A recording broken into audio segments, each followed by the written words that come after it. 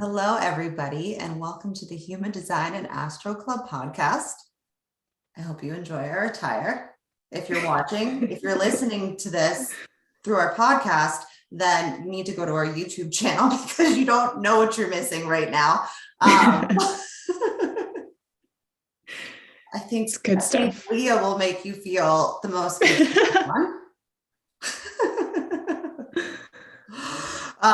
But all I'll say is if you're just listening to this on the podcast is we're very festive right now for Halloween. We decided to just go all out.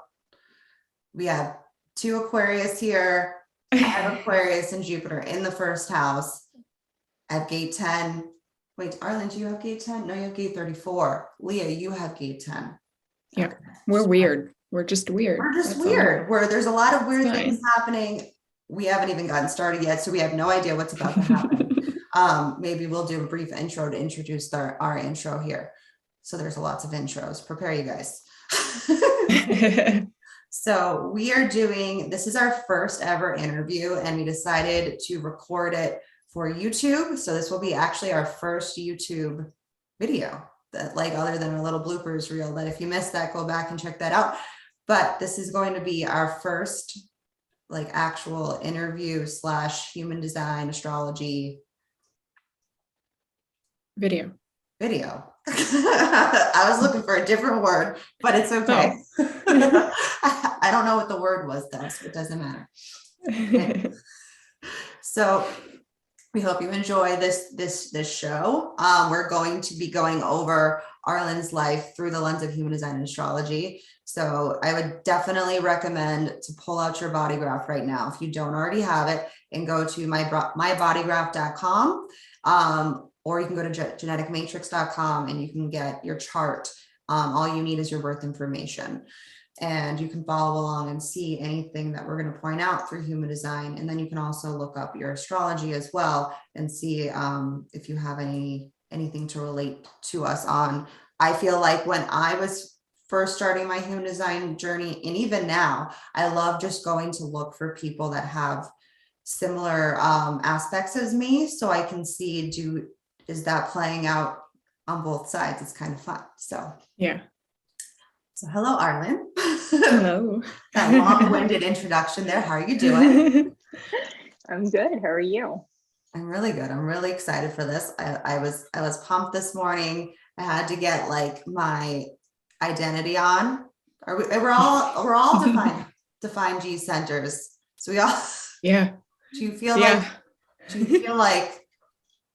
the two of you? Do you feel like you're living your best self right now?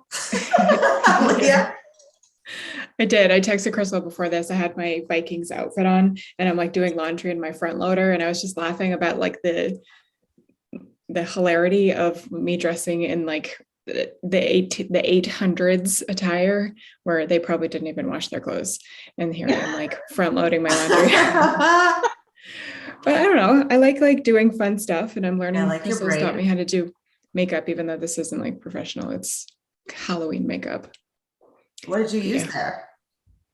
Oh, those sticks of Halloween makeup things. Oh, actually, okay. Yeah. I was curious.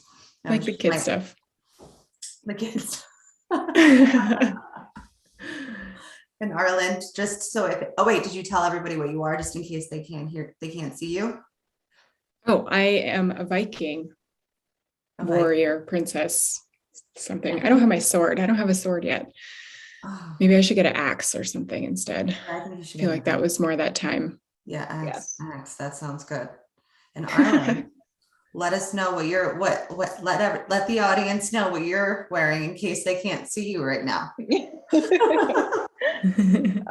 I am a gypsy, so I've got lots and lots of jewelry on. And I don't know why I have to show you my skirt. Yeah. Which for the part of the podcast people, but I've had this skirt since I was 6. What? No. Oh. That's crazy. There are so many holes in it. Oh, it's so pretty. How does it fit you? So it's got a drawstring. So when I was 6, it was really drawn tight. That's perfect. Wow. So yeah, I've been a gypsy a lot in my life. And I think it was either gypsy or a witch. Like I switch back and forth between those two all the time.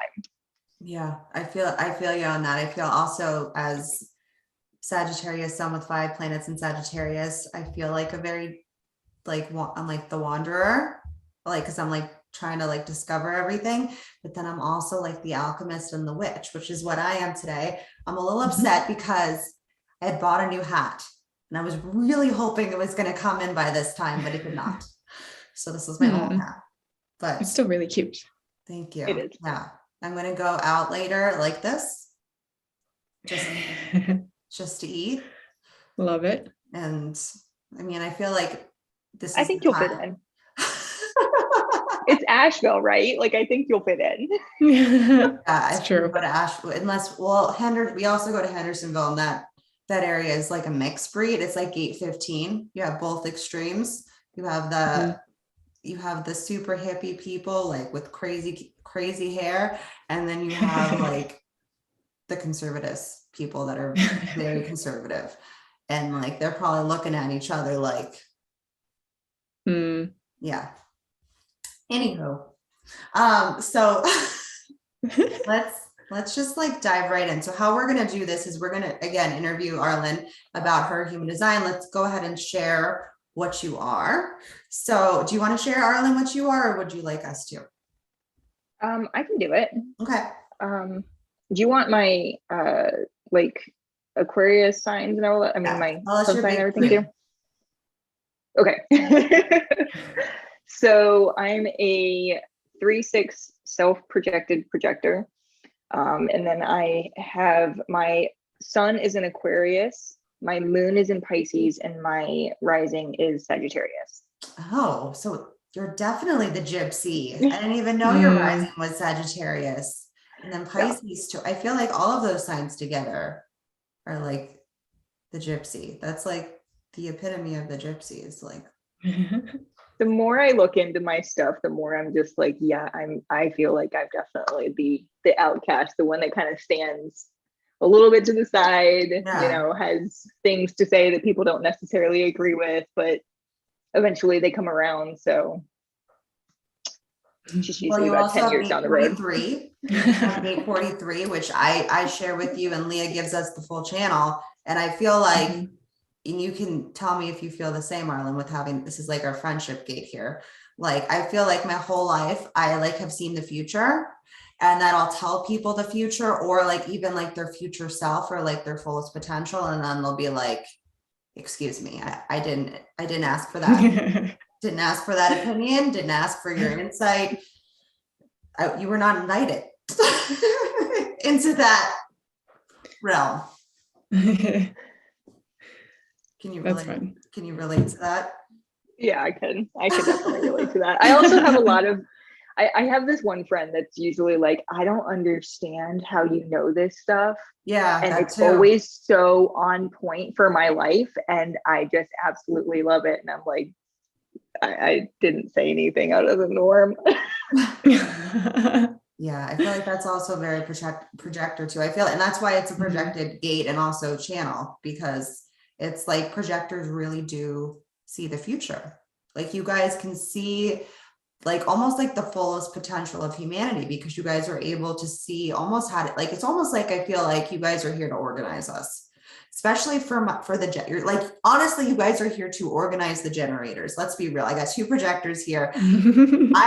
I feel like half the time I'm running around like a chicken with my head cut off, and I'm like, I need you to kind of like just pick me up and then just like place me where I need. It's like almost like that person, like if you could, like a giant that could see a person like running like on like going the wrong way, and then they just like pick them up by their shirt and then move them and be like bloop, and that's your correct path over there. That's like the projector.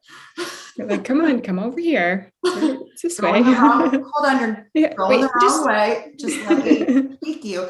But the thing is that you really need that invitation, right, to be able to do that. So let's talk about that for a second. Like, how do you feel about the invitation? Let me just ask that question. It's really hard. Mm-hmm.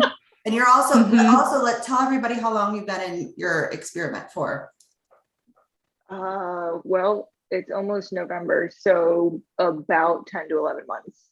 Okay. So almost a year, which I feel like the first year is like brutal. Yeah. Like that's the year that you honestly are just like, whoa, like it's like the first time you look at your chart, you're like, hold on a second. You're telling me this is me. This I remember this person. Like this is me, like as a child almost. I feel like when you look at your human design chart, and then if you refer back to those memories, you're like, okay, I used to do this, this, this, this, and this, and now I'm doing this, this. Okay, so you're telling me everything I'm doing right now is wrong. And I need to get back on course. How do you feel about that, Leah? Yeah, I feel, well, I want to ask Arlyn how she feels about this, but when I first learned that I was a projector, I was like, oh, dang it. I was like, I wasn't very excited. And I know a lot of people who get excited when they hear about their design. And I was just like, yeah, there's a lot of things that make sense now. And it just really was eye-opening for me. And then when I learned that like we should wait for the invitation, I was like, okay, that's like the clearest sign ever that, you know, the direction that I want to go in isn't where I am now. And I had to steer off into a different path. And that really was an interesting path altogether itself. So how did you feel when you read Wait for the Invitation? Oh, honestly, when I read my chart in general, I was just like, this sucks. Like, I feel like that's every projector, honestly. I've had projectors tell me when I've done readings for them, they're like, I cried. Like I straight up cried the first time. And I'm like, I thought I was a projector. I tell this to Leah all the time. I'm like, because I actually have a lot of projected gates and channels. So I'm like, and I have an undefined root and a completely open throat. So I'm like, well, I don't always have a lot of energy. And then I'm like, and nobody sees me. So I must be a projector. Yeah, I was not happy at all. So I think I even told Leah, I was like, I don't really like this. Can I be something different? Can I choose something else? I'm like, I don't know. Do you have your right birth time? Maybe try a different one. just plug in a completely different birth time. You might get something else. Yeah, just try something else. So that'll lead us into the next question. If it's okay, we go into our questions now, or did we? Yeah. I'm sorry. I'm just really excited about asking questions. I feel like we should just talk how we want to talk, and whatever's supposed to come through is meant to come through for now. So yeah, just dive right in. That was a good starting point, because like I feel like that's can be confirming for some people too. Like there's a lot of deconditioning that we go through and letting go of stuff that we've carried for so long. And when you learn about your design, like you can really walk away from stuff that's not yours to carry anymore, and like kind of move on from all of the things that people have been telling you that you're supposed to be doing. Like your version, this was for me, like success is a projector's like ultimate goal, but it's their version of success. It's not somebody else's version of success.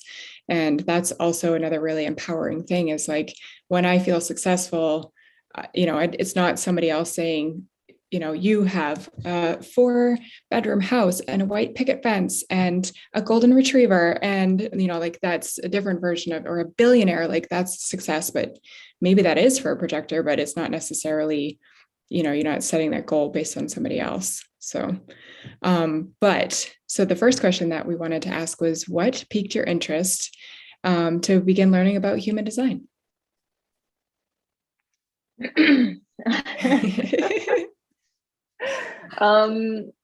So I actually was following Leah for a few years before she even started like really digging deep into human design. And when I decided to basically start coaching, I had kind of put that so forefront that I had stopped looking at Leah's profile, which is right around the same time that she actually started like really digging deep into human design. So around January or February, I kind of was like, what happened to Leah? Like, I don't really see her anymore. And so I looked at her profile, and I started noticing that she was doing this thing called human design. And I was like, what is that? Like, that sounds interesting. And I knew that she had done tarot before, and I was super interested in her tarot reading. So I was like, okay, this is probably going to be super cool. So let me look into it. So I looked at my body graph and I found out I was a projector, which is when I found out that I was like super bummed about that. But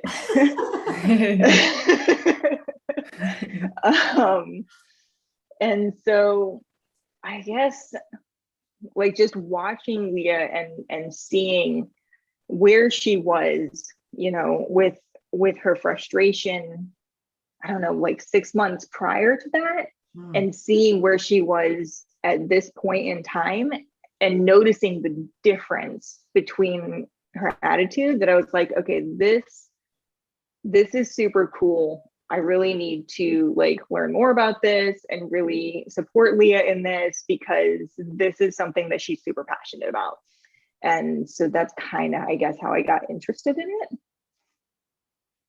I love that story. Well, I just learned that story, and I really I know. really enjoy that like thoroughly. Yeah. Because I feel like, to me, like looking at it from the outsider, like that's a projector being recognized. Like that's what that looks like, to be like seen, right? Because that's like one of the biggest things that I feel like you guys like harbor within you, is the feeling that like I have so much to offer, because you guys do, but people don't recognize you. And I think like what you were doing before, Leah, was a conditioned version of who you are. Yeah. And that was harder to probably get the attention that you actually deserved, because you weren't living as your full self. Yeah. And Arlyn and I had followed each other for a long time before that, like it was a couple of years, like at least a few years, I think, because you weren't even pregnant then, I don't believe. So it was like this whole, you know, we talked, and we kind of had a, you know, Instagram friendship, as you might call it, beforehand. And so I think that's really cool that, you know, it's kind of led us to here, which who would have thought? Right. That's, Very and I cool. feel like when you're like on the right path, all of a sudden, like, you know, people just start gravitating towards you. So I love that story. So let's go to Such a good story. Anything else you want to say on that, Arlyn, or do you want to move on to the next question? I just want to make sure. No, I think I'm good on that. Okay, cool. And so the second question is, what are some things that you have put into practice since discovering your chart? So I think the first thing that I learned about was, you know, other than being a projector, was my environment, which is mountains. And Painted. Okay, I want to literally this image right now. So when Arlyn came on and I saw her background, I was like, whoa, is that wallpaper? Because it's really cool. And I was like, and then I realized that it was like the mountains and then also the valleys. And then she said that this was her son's bedroom, like that she painted, that you painted, and it's so pretty. So please, if you're only listening to this, you guys need to stop, because you're missing a lot right now. You're missing what you're wearing, and you're missing this background. It's great. So go ahead, talk about, I'm sorry, I had to acknowledge that background. Thank you. So as soon as I found out I was mountains, like this was the first thing that I was actually super excited about, because I knew it in my bones that was right. You know, I grew up in the mountains. You know, I didn't live in the mountains, but I spent my summers there with my grandparents. Both, you know, my great grandparents had a cottage out there, and then my grandmother moved out there. So I literally spent almost every single summer at least a week or two in the mountains, and I loved it. I used to like just wander around behind their house in the woods and climb through the creeks. And I mean, it was just,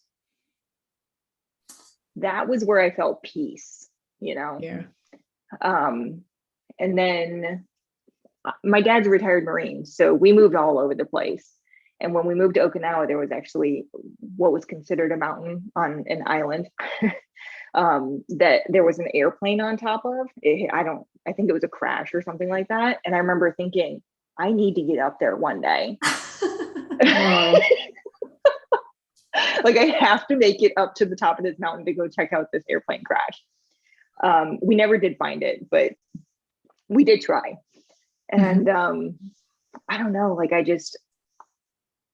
my husband and I are actually talking about moving back to the mountains, or at least trying to somehow make something like that work.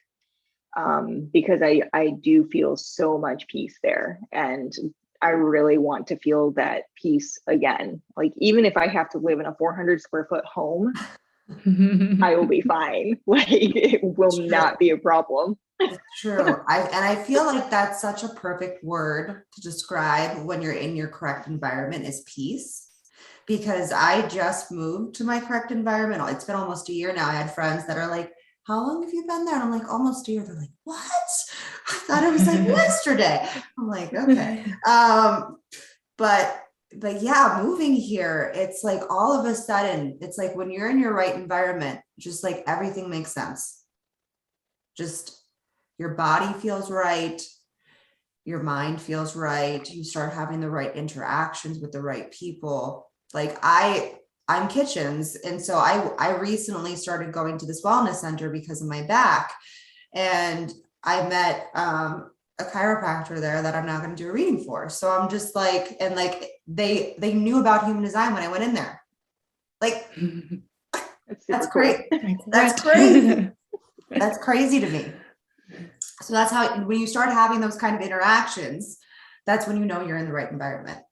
So I feel like environment was a big thing for me once I finally learned it too, because I'm a reflector body. I don't know, what type of body do you have, Arlyn? If I looked at the right thing, I think I'm also a reflector body. I don't know if I looked at the right thing though. No, your body is still self-projected because you're only, well, one of your channels. No, you have two channels. That one is the conscious, one's in your unconscious. Yeah, you should probably be both self-projected. Hold on, let me double check. Let me double check that I got that right. No, wait. Oh, wait. Whoa. Sorry, what I'm saying. You're a reflector mind. She is reflector. Yeah. So you have a reflector mind. So the personality part of you, I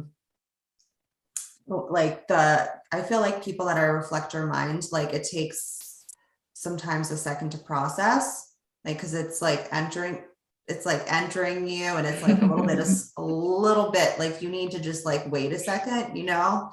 And also I've noticed for myself, when I really don't get the definite yes to my sacral, that like my body is not ready. And for you, it might be your mind. Your mind is not ready because you're a reflector mind. And it's almost like it needs to catch up to itself. You know what I mean? And for me, my body just like, I can't move. Like I just can't physically move. And for you, it might be more mental. Yeah, I would say that's probably accurate. I remember my dad, when I was a kid, he would want, again, my dad's a retired Marine. He was an officer in the Marine Corps. He would want an immediate response. You know, it's just, it's what happens. Like, and I would freeze. With that undefined sacral, Leah loves my little analogy of the preheat the oven. Preheat the oven. It's like doesn't quite, takes a little bit of time for it to. It's a really old oven. Well, it's 10 minutes. I feel like I used to tell Leah, sometimes she would look at my when I would write her messages, and she would look at them and then she would unread them and think that I didn't see. I thought if it unread it, then it wouldn't show the other person that it was read. I thought it would like take that message away. So like they couldn't see that I saw the message. So I'm like totally offending like hundreds of people by unreading their messages. Like how many people did I do that to? I do that to so many people. I thought it did the same thing. So well, now you know. It only unreads it for you. Well, the generators are like shaking their heads. Because I need on my end, I need the notification to be there so that I can come back to it and like set the intention to like have time and space to reply, which is difficult. Yeah, well, it's what I'm saying. It takes you guys a second, like all non-sacrals. This is not speaking just for you guys as projectors. Like I'm talking to the manifestors. They can trick you though. The manifestors have tricked me into thinking they're generators because they really do want to be a generator. And like, that's like the number one. I feel like if you could switch, it's like, if you could switch signs, like most manifestors would say generator. And they can trick you because sometimes they'll respond pretty quickly, especially if they have like a left brain, they might respond. But I feel like projectors and reflectors can also trick you because that depends on their conditioning, and they could be conditioned from their caretakers who were like generators. So they might be a little bit more snappy, but I feel like projectors, I notice, I'm like, you guys could respond in 5 years. And I'm like, I forgot about that. Well, and Aquarius, both of us, Aquarius is like, I don't know, I forgot literally anybody's messages. Like they just go away. And it's so funny when I see people, I've shared that at my stories before. I'm like, oh, I'm so called out right now. True. Oops. It's just a thing. I think it also, like for me, doesn't help that, oh good Lord. I've got my chart pulled up here. Don't worry, I have a pulled too. My determination. So everything is left for me. Right. I did notice that. That was the first thing I said to Leah, because I haven't seen an all left person in a while. Usually there's at least, like, I'm basically quad left, but I have one right variable. And I was like, oh, quad left. Interesting. Yeah. So everything's left. And I have consecutive determination, which I don't think helps my snappiness. Which is actually something else that I've implemented since learning is consecutive. So my son, my oldest son, is also consecutive, and I noticed, and tell me, Arlyn, if you used to do this, or if you still kind of do this, I would say, can you go clean up the toys? And he would, one toy at a time, pick up one toy. I'm like, Milo, you could carry multiple toys at one time. Every one toy into the, I'm like, come back. I'm like, you've got more hands. You have 2 hands, one toy. I'm like, this boy. And when I have to tell him to do something, he'll be like, whoa. Tell me the first thing and that's it. And then let me do that. And then tell me the second, and then I'll do that. I can't do too many things at once. So I need you to write down a list. If you don't want me coming back to you, you need to write down a list so that I can check it off. Like, that's what I need. So I can just be like, okay, we're going to work on this. And I can't move to the next thing until I've done the first thing. Yes. Which used to drive my boss crazy. He would come in and he'd be like, no, I need you to stop doing this and do this. And I'm like, oh no. What?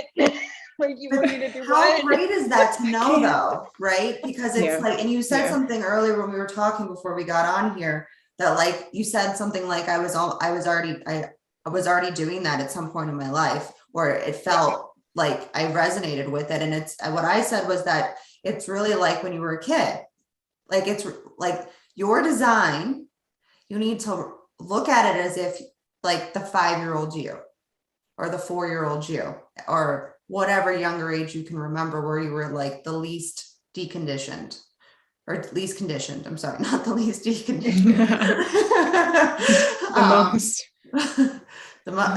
Like where you had little to no conditioning at that point, and you were just like living freely.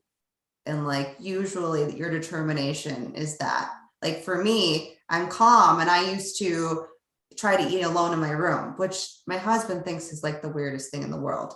He's like, why do you have to go eat like by yourself? And I'm like, because I eat your aura.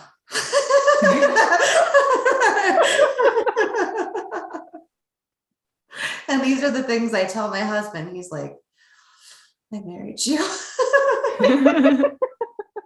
It's like, I wasn't lying. I'm just becoming more myself now. And I feel like that's what your determination really helps you do, because it really deconditions your brain.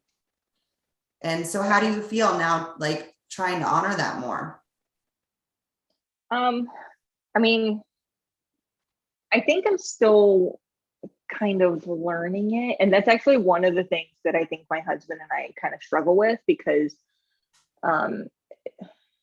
his determination is closed, which I actually don't, I'm still confused by the whole closed thing, but he does not understand that I can only do one thing at a time. So when I'm like on my phone and he asks me a question, I actually snap at him, because he's pulled me out of something that I'm focusing on, instead of him going, Arlyn, can I ask you a question? Like, he just jumps into the question. Yeah. I feel like as a projector, he should know better, but I know that he doesn't really. But he only doesn't if know he that much understands about it. human design. But yeah, I feel like, especially if you said a great keyword, which was focus, and your quad left. And that basically anybody, and just so people are like, what are you people talking about? We are talking about the variables right now. I just want to like throw in some terms, because I know a lot of people might be at the beginning of their journey here, and maybe you've heard of variables, but you don't know what they are. We are actually talking about variables, and they are the part of the 4 transformations that really align you to your correct path, so you can then honestly align to your authority and make the best decisions for yourself. And Arlyn actually came to the determination class, right? Is that? I did. Yeah. And I feel like we really like dove into all of them, and it's almost like definitely start with yours, like trying to understand your husband's before, like when you're just like starting to figure yours out, you know, and you're still at the beginning. Like, it's really about the authority. If you can learn to connect your voice to, did we say that you were a projector, just so people know? Yes. We said it. Yeah. We didn't talk about it much. Yeah. And you said you were you're still working on that part too. What's let's talk about that for a second then. What's tripping you up about your authority? I think it's mostly like, as a kid, you know, I was like, most of our generation was told that children should be seen and not heard. And I think that because of that, I'm just like, well, I'm just not going to talk. Like in big group settings, honestly, it's probably somewhere in my chart as well, but like in big group settings, unless I've got something like really important to say, I'm not going to say anything. I'm just going to sit there and I'm just going to listen to you guys. I'm going to nod my head, but I'm not even going to say like yes or, you know, or anything like that. I'm literally just going to sit there. Well, you're a projector. You're not going to be making this. Yeah, that's very projectory. Without actually saying it. And so like, I'm just, even when I'm sitting by myself, like I don't really want to talk out loud to myself. I feel like I might sound a little crazy. When you do talk, when you are speaking, whether it's to yourself or to somebody else, do you hear, can you hear your authority? Do you feel it? So what's happening for you in those times when you are connecting to your authority? Yeah. So when I am connecting to it, I am literally like, I do this really well with my mom most of the time, where I'm talking and she's listening, and she doesn't really, sometimes she does, but most of the time she doesn't really offer up like a solution. You know, she just kind of like lets me talk. And I think a lot of women in my family actually do this, where we're just like talking things out. And we're just trying to figure it out the best we can. And then we go, okay, I got it. I know the answer. I don't need your help. Right. Because it's not about the other person. I feel like that if every self-projected and also mental projectors, because it's just coming from a different place, right, of where it's connected to, but it really is for you guys about your voice, but it's really more about connected to your path, your correct path. Like if I can identify with where I'm at in my life, in the direction that I'm going, and I can honor that within me, then I know that I'm making the right choice or making the right decision, right? And the only way, because your authority is connected to your throat, the only way for you to really know if it's correct for you to honor that is to actually speak it out. And but it doesn't matter what the other person is saying. Never care about what the other person is saying. I have a good friend that's a mental projector, and I just talked to her last week, and it's just, I can hear when you guys are working stuff out. Like I can hear it, and you're like, oh wait, I've come to a resolution. I'm gonna get off the phone now. Like, it's done. And I think that it's really going to be about, for you, deconditioning that part of being seen and not heard, which is the worst thing you can probably tell to a mental or self-projected projector, or even ego projector or manifestor too, all connected.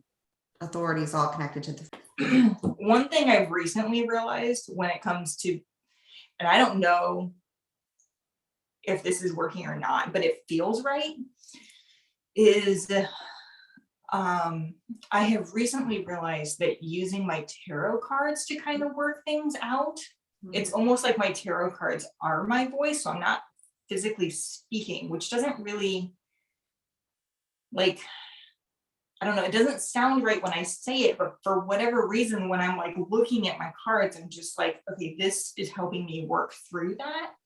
And then like being able to write out my thoughts. I think, okay, that was what I was just about to ask you. So I'm so glad you said that. I was going to say, well, what about after you pull the cards? Are you then connecting to your voice? Because I think even just a pen in your hand and writing out your expression, right? You're being able to express yourself. And that's what lives in the G center, really, is expression, right? Expression of self. And so if you're able to express yourself and just get all of that, those feelings out there, those thoughts, whatever's coming to you in that moment, I think that is another great way to connect to your authority. So I'm honestly glad that you shared that. Like, and that's what what I love is that we're going to be doing more of this kind of stuff when we actually build a subscription where we're actually talking human design to each other, so that you can like be like, well, how does this sound? Something that I do uniquely that maybe another self-projected projector is not going to do. But does this, like, what do you guys feel about this? Like, is this, and it really, then it's asking yourself though, how do I actually feel? And I think you already know the answer to that, but it's nice to get confirmation sometimes. Yeah. And I almost never go back and look at it. Literally never. At all the journals that I've ever written in, I've thrown them all away. Yeah, it's funny to look back sometimes. You're like, whoa, yeah, who was that? Well, it's fun to use tarot to kind of connect to different things in general, because you can always, no matter what the cards are, you will always find something in your life that it connects to in that moment. So it's really helpful in confirming when you do pull cards that you're like, holy cow, like that's what I needed. And then you can kind of either speak it or journal it or whatever feels good for you. I think that's all.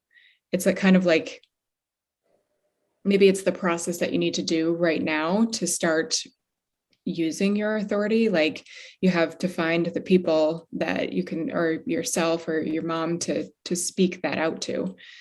And you're finding that path, but it's not going to be like instant, even though we'd like it to be. For some people it might be, but we're all different. So yeah, definitely. Yeah. I think that's the whole point of human design, is just to recognize. That's why we call it an experiment, right? Yeah, it's an experiment. Differentiation, unique being, uniqueness, whatever words you want to use, they all mean the same thing. It's just you being you at the end of the day. That's it. Yep. Keep it simple.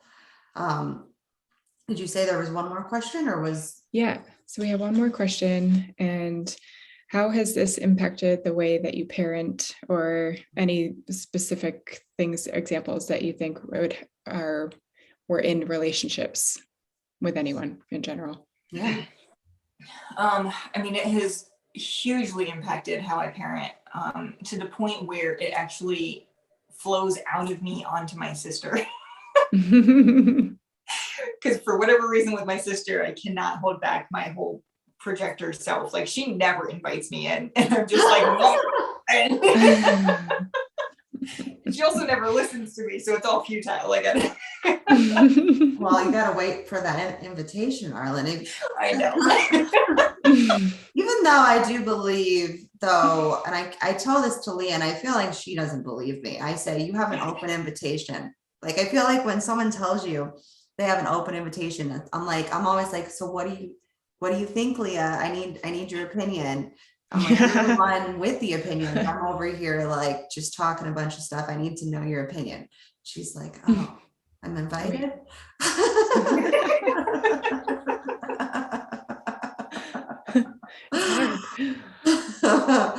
Oh, it's a ride. This life. Yeah. And called being human that we're on. So does your sister have kids too, or? Yes. So she just had her first boy, or her first kid in general, in June. I think it was June 23rd. And he actually, I just found this out and I'm super excited about it, so I'm going to share it with you guys. So I have gate 16, and nobody in my family has gate 48, but her son has the full channel. And I texted her and I was like, your son's going to be a freaking creative genius. It's awesome. She's like, what are you talking about? There is a lot of creative expression that runs through that channel. And it's like really, like they're just like gifted in something. Like they have a craft, something that is going to present itself, and they're just going to be naturally good at it. And it's really about honoring it. And what's his type? He is a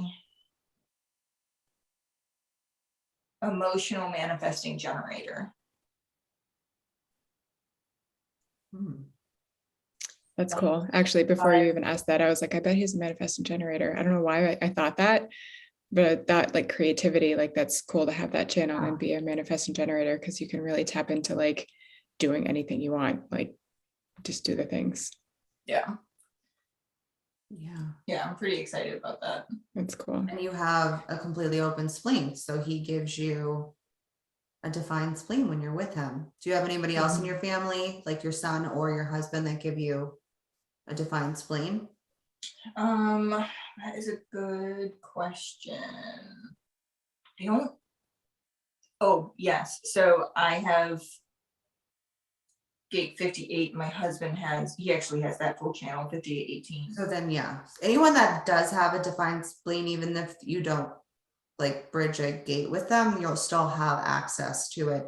You're just what happens is you're pulling from those hanging gates. Then you're gonna experience really that first before you experience what that full channel has to offer you, because that's like you're learning, right? Anywhere where you're open is where you're learning, but for you, yours is completely open.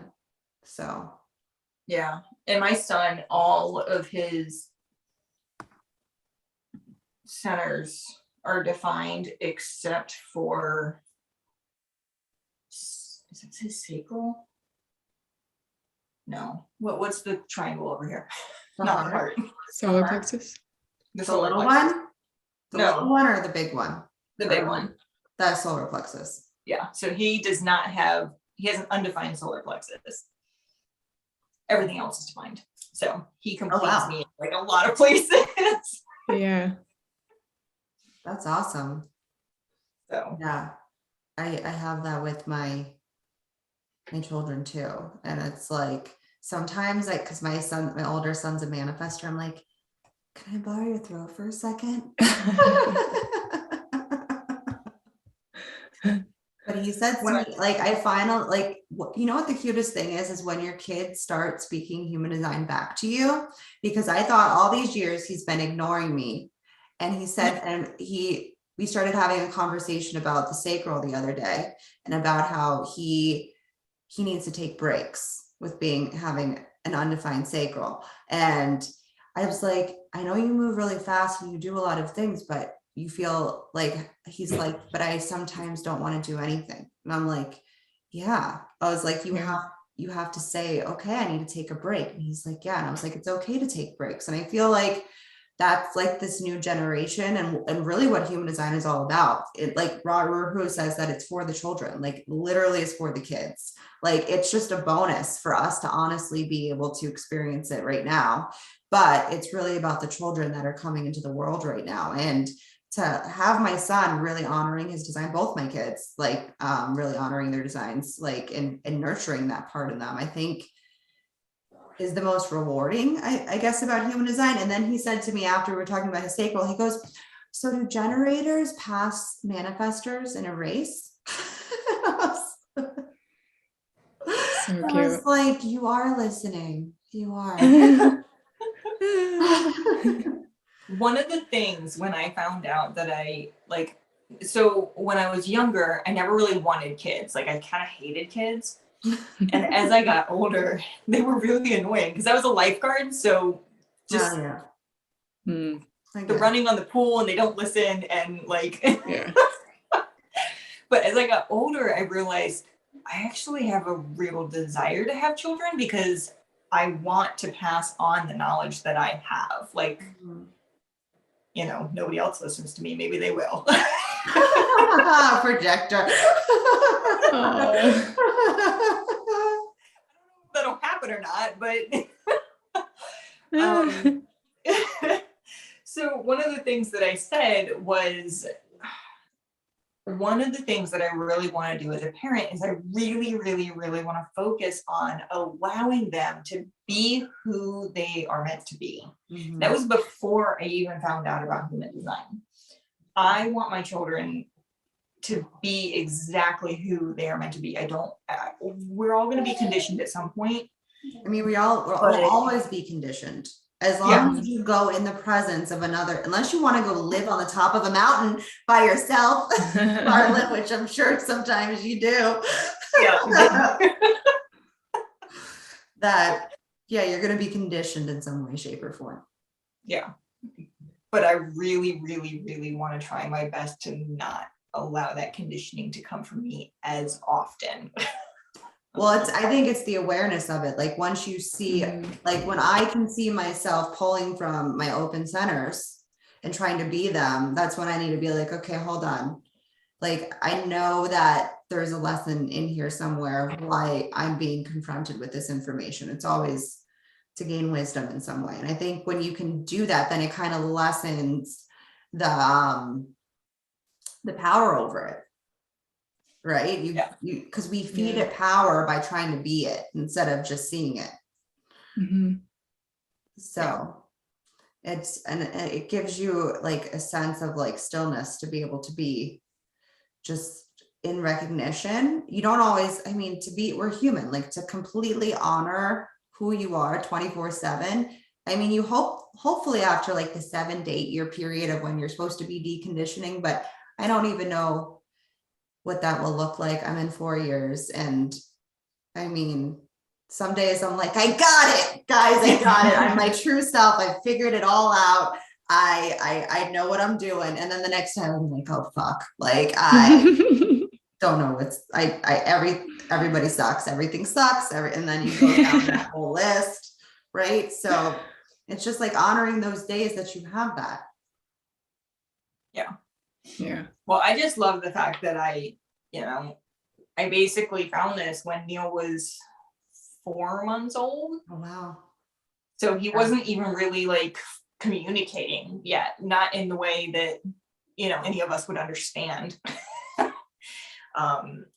I will say with him so he's a pure generator, and his yeses and nos, which he's still not talking, by the way. Yeah, but his yeses and nos are strong. Yes. That boy, like if he doesn't want kisses from you, guess what? You getting a hand in the face.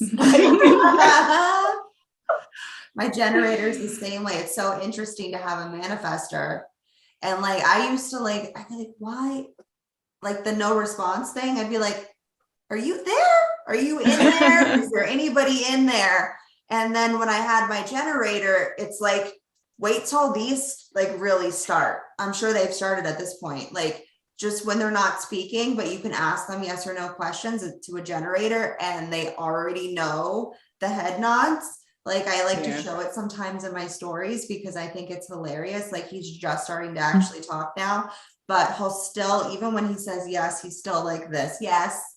And there's just a lot of that. My older one, I'd be like, Milo, do you want to do this? He'd be like, I'm like, did you hear what I said? Oh yeah. Yeah, I heard you. I was like, do you want to respond? It's just like that. You gotta preheat that oven, man. I don't know. But I feel like this is probably a great place to end on this note. I feel like we got to talk about our kids. Do you want to say anything about your kids, Leah? Since you also have 2 kids. We all have kids on here. We all have kids on here. I think it's just fun to like learn about it, to be able, and like you were saying, Arlyn, like not condition them with the things that maybe we've been conditioned. So we're sort of like breaking that chain of like the stuff that we've learned that is, like push through everything, burn out, work harder, do this. And we're not only as like we're learning human design, but we're learning as like a world right now, like a lot of those old ways aren't working anymore. Right. And so we're kind of building that new place for them to start to work with their chart or however that's going to work for them. Cause like, they're not going to be like, what gate is that in, mom? I mean, they could, but I don't know. But it's just cool to kind of like raise them in their own way, because I have a manifesting generator and a projector, an emotional projector. So they're both completely different. And just the way that I've raised them both, like Liv was always the manifesting generator. She's always just been easy to distract. And she could just like, here's the next thing. She's like, cool, here's the next thing. Cool. We can do 100 things. She can do them really fast. She can learn really quickly. She's done all this stuff. And then the emotional projector is just like screaming at me. And I'm like, okay, like a completely different thing altogether. You can't distract her. She's very dead set on things. So I'm working on like inviting her into things and letting her move through that emotional wave, because it's a heavy one. It's a very heavy one. So it's really, and that allows her to understand that, as a kid, like I have emotions and it's okay to use them. But to work through them and not identify, and, all the different things that we learn that we can teach them so that they can move forward feeling good about themselves and not feeling like you're supposed to be this and that. So I'm really thankful I don't live with any emotionals. Oh my God, yeah, should be. My mom and my brother are emotionals, and I don't have any emotionals that I live with now, other than I do make the 59.6 emotional channel with my husband. So that I feel is actually hilarious. I've gotten to the point where I just think it's comedy at this point. And I used to like we'd pass the little ping pong ball back and forth. And now I'm just like, no, if you really want to hold it, I'll let you hold it. I'm not holding this. This is not mine. It's not yours either, but you can have it if that's what you want. Like there's been times like this is my 5 planets in Sagittarius. I've physically run away from him. Physically. Like I can't be near you, running. We're also in our early 20s. So there's that. Yeah. My dad used to tell me I would bury my head in the sand. I was an ostrich. He used to call me an ostrich. I used to hide underneath chairs and tables. And my stepdad is an emotional projector, and that's his earliest memory of me is like hiding under chairs and tables. I'm like, oh, it makes sense. I didn't want to be in the confrontation. I was gone. It's important for open or just non-emotionals in general to be able to have that time alone after they've been in the presence of an emotional, and realize that whatever you're feeling in this moment, like just wait till the next day. Like when you are in the presence of an emotional, you then take their wave. And so then you have to go through a waiting process too. So it's like, remove yourself if you can, like center yourself and then ask your authority. Because if you try to do it within the presence of an emotional, you're not going to get a clear answer.